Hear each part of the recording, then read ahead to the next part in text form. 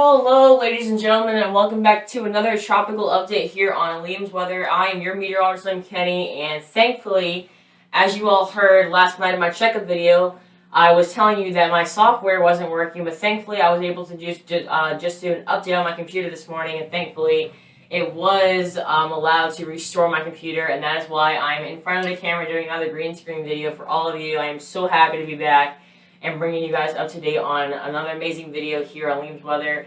And we continue to talk about the tropics here on Liam's Weather. Here's a look at our tropical outlook nationwide. Our first system, as you all know, is Tropical Storm Fred. It started out here across the eastern Atlantic, slammed the Caribbean islands, wasn't really able to strengthen because as it really headed over the central portion of the islands and is now stationary just off the coast of western Florida. Back out towards the east, we also have Tropical Storm Grace, and this could potentially be the first landfalling hurricane of the season. It could potentially be our first major hurricane of the season. It will continue to head west and then basically be in the central Gulf of Mexico as we head into the middle and late portions of this brand new week. And then last but not least, as we head into the North Atlantic, we have our brand new system, Invest 96L. Thankfully, though, it only has about a 30% chance of development and will be absolutely no threat to the United States. But let's first start off with a look at Invest 96L. Here's a look at the satellite imagery. As you can see, it really isn't that well-defined system as you would normally see. We do have some convection here along the eastern side of it, but other than that, you really can't pick out a center of any sort. And as you can see by our spaghetti models, it really isn't going to be doing anything. It'll kind of do a little loop-de-loop here in the North Atlantic and then zoom back out into the eastern Atlantic. So bottom line, absolutely no threat to the United States at all, and will be no threat to the United States at all during its whole entire life.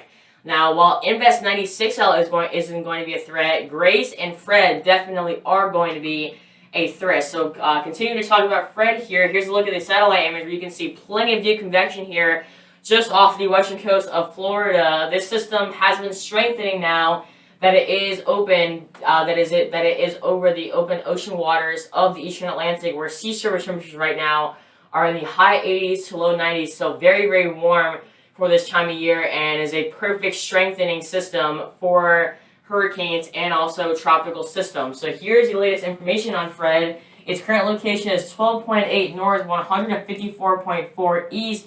It currently has maximum sustained winds of 40 miles an hour, so isn't really that strong of a tropical storm at this point. If it actually went down 5 more miles per hour, it would actually go back down to a tropical depression, but I don't think that is going to happen considering it is now over the ocean water, the open ocean water, so it will probably continue to strengthen. We currently have a pressure of 1,009 millibars, and that will be decreasing as the system continues to strengthen.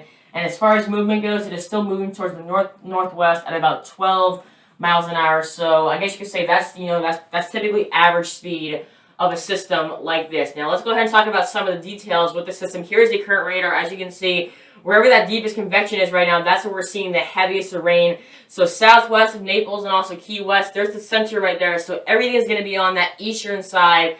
So that is kind of an alarming signal to portions of western Florida. It is going to continue to head in this westward motion and then probably make landfall sometime Monday night into Tuesday morning somewhere along the panhandle of Florida. So anywhere from Mobile, Alabama, through Panama City, and then also right along the Big Bend. That is where we can potentially be seeing a landfall throughout the next couple of days. And now continuing to talk about Fred, here's a look at the track. As you can see, we are forecasting it to strengthen as we head into tomorrow morning. It will now be a 50 mile per hour tropical storm as we wake up tomorrow morning, and then once again, probably seeing a landfall sometime Monday afternoon into Tuesday morning as a 50 mile per hour tropical system. I don't think there's any chance that this will become a hurricane during its lifetime, and then thankfully as soon as it gets on land as we head into Tuesday morning, it will decrease in strength very rapidly, going down to a 35 mile an hour tropical depression as we head into Tuesday. At that point in time, it'll probably get named a post-tropical cyclone, considering it will be at the end of its lifetime. As far as the alerts go, we do have tropical storm watches and warnings up from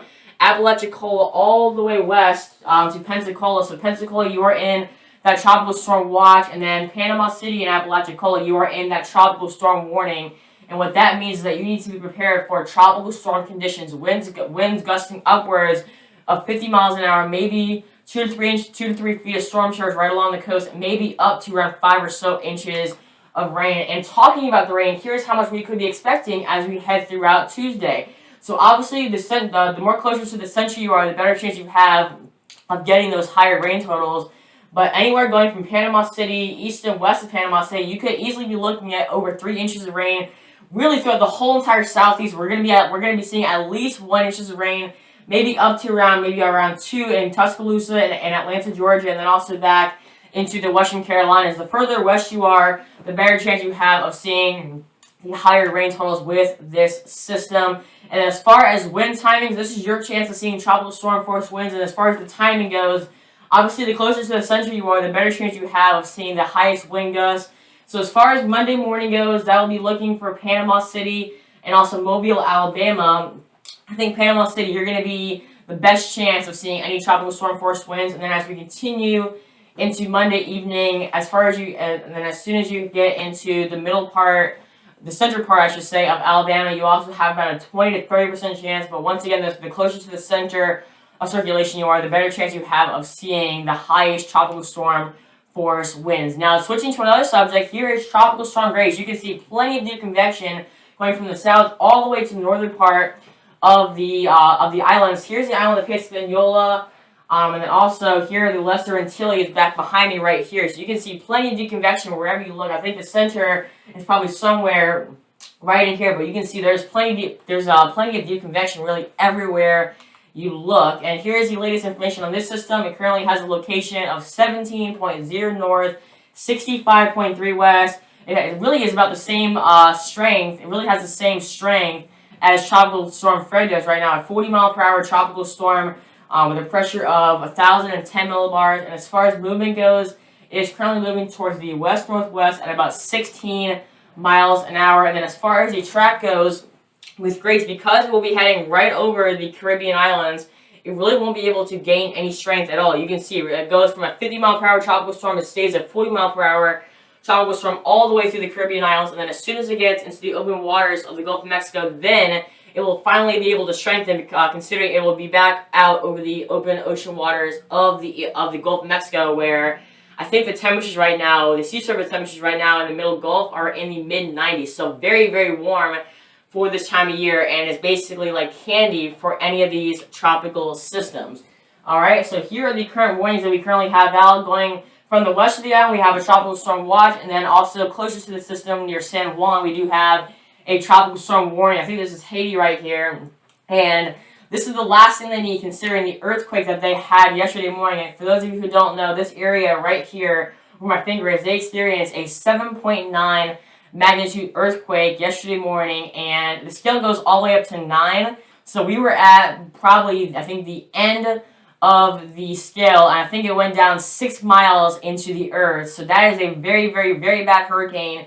And unfortunately, last night they did deal with an aftershock that was 6.0. So the last thing they need right now is a tropical storm, and unfortunately, God doesn't listen to us, and He brings another tropical storm after this area just went through a massive earthquake. So the last thing they need to see, but unfortunately, we can't do anything about it, and they will be looking at some very high rain totals. West of San Juan, we could be looking at easily over 3 inches of rain, and then also on the south portion of Hispaniola, we could easily be looking at over 5 inches of rain, so maybe over a half a foot of rain in this area that was very hard hit by a devastating earthquake this time yesterday. And as far as the spaghetti models go, you can see really all of them are in agreement that the center will likely go right over the Caribbean islands and then eventually make its way into the Gulf of Mexico. Now keep a look at this. We're going to be in the thousands for millibars over all the Caribbean islands, but then as soon as we get into the Gulf of Mexico, we're down below 1,000. And you all know whenever the pressure is decreasing, that means that we're going to be likely seeing an increase in strength. So let that be a warning to you for those of you who live on the northwestern Gulf and then also the southeastern coast of Texas. Be aware that we could be looking at the first major hurricane coming within the next couple of weeks. Okay, so let this be a sign of what is to come. Start making your preparations now, because this is what's so good about these systems. Even though yes, they can be devastating, they give us plenty of time to prepare ahead of what is to come. And then as far as the intensity models go, you can see most of them for now keep it in that tropical storm force range, because we'll be heading right over the Caribbean Islands. But then as soon as we get into the hours right near 100, you can see some of the models do have it making it to Category 1, Category 2, maybe even Category 3. We do have one model making it all the way up to Category 4.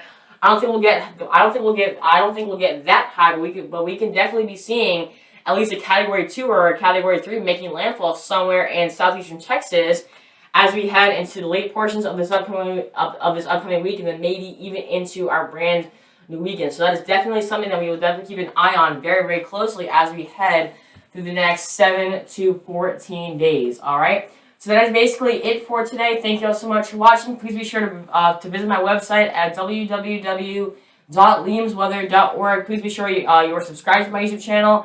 You hit that notification button so that way you get notified immediately whenever I post a brand new video. And also be sure to click that like button if you are enjoying the content. Alright, so that is basically it for today. Thank you all so much for watching and have a great rest of your Sunday.